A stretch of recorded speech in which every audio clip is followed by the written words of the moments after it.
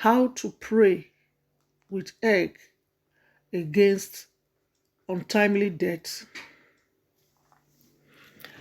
Anyone can do this prayer. It's a prayer using the egg to pray against untimely death in the family. Get any types of eggs. Rub a palm oil all over the egg. Just one egg, not more, one. After rubbing the palm oil, and this prayer should be done 12 midnight. After rubbing this palm oil around the egg, pray against untimely death in your family.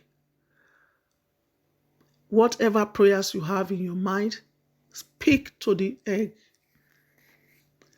After these prayers, use the egg to round your head 3 times. When it is finished, then take the egg, go to any fault junction at midnight, throw away the egg and break it on the floor. Just throw away the egg in the fork junction. And as you do that, go straight home. Don't look back when it is thrown away, and don't speak with anybody. Go straight into the room. When you get to the house, wash your hands, your palms, wash them very well, and then you can go to the bedroom and take your shower. Take your shower, clean up your body, and then you relax.